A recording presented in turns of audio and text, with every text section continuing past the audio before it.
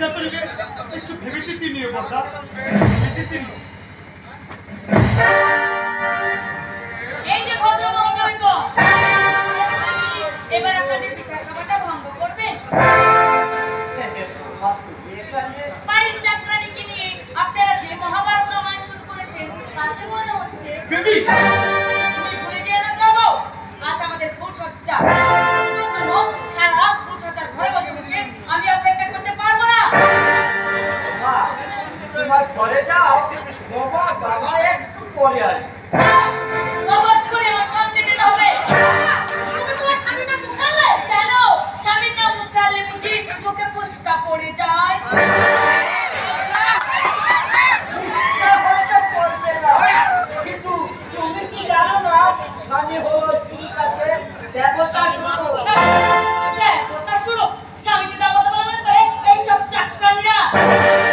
আমার মতো উচ্ছিষ্ট মেয়েরা স্বামীকে বন্ধু বলেই মনে করে।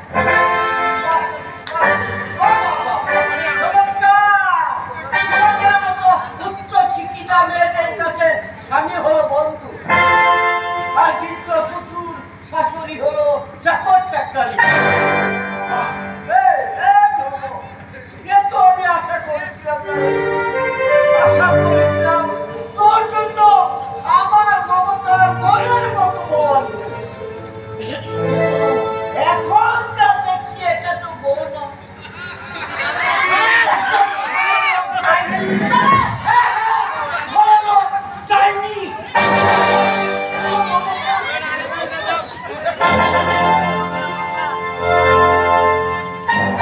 তোমার বাবা আমাকে এত বড় অপমান করলো আর তুমি কিছুই বলো না দ্রাবো।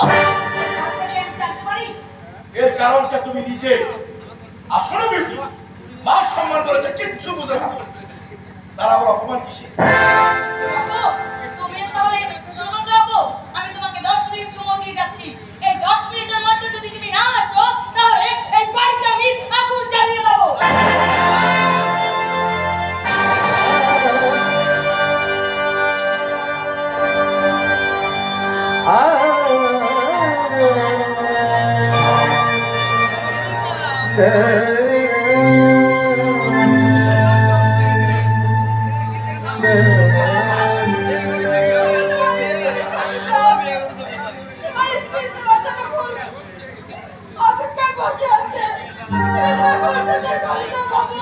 ফুল সাজার ঘরে নয়, বড় অগ্নি সজ্জার ঘরে।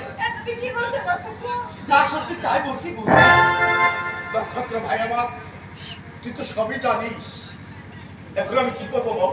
তুমি কি শুধু চুপ করে থাকবে? মা বাবাকে কিছুই কি খুলে বলবে না? বলার ভাষা আমার বোঝা হয়ে গেছে রে। কর্তব্য পালন করতে গিয়ে আজ রুদ্র হয়ে গেছে আমার বাপ সত্যি। কখনো অবহেলা করতে নেই বাবু। না বাবু, তুমি তোমার স্ত্রী তোমার আপুকে বসে আছে।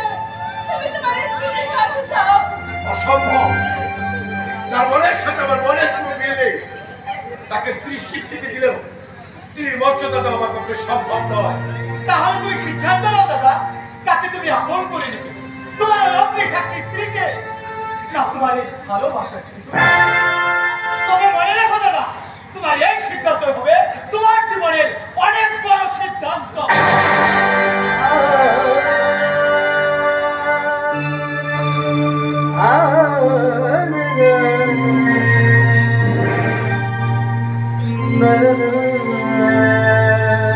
আমার অগ্নি সাক্ষী স্ত্রী সে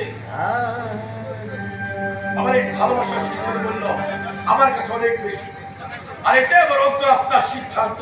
না বাবু, এটা তোমার ভুল সিদ্ধান্ত। এরকম ভুল তুমি করো না বাবু। এই করেছি সীতা, নির্মম নিষ্ঠুরের মতো আমি তোমার ভালোবাসাকে খুন করেছি। তুমি তুমি আমাকে অভিশাপ করো সীতা, তুমি আমাকে অভিশাপ আমার কথা ভাবতে নেই গো। আমি যে ভগবানের কাছে তোমার কামনা করি। যাও বাবু, ঘরে তোমার স্ত্রী তোমার অপেক্ষায় বসে আছে। তুমি তোমার স্ত্রীর কাছে যাও। সীতা, তুমি তোমার নিজের স্বামীকে অন্যের হাতে তুলে দিতে চাইছো?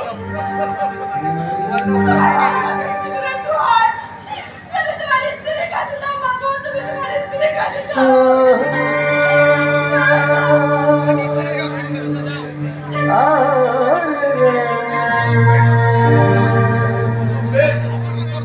তবে তাই হোক। তোমার চোখে চলতে লেখা হোক আমার জীবনের রক্তের ইতিহাস। তোমার আমার ব্যর্থ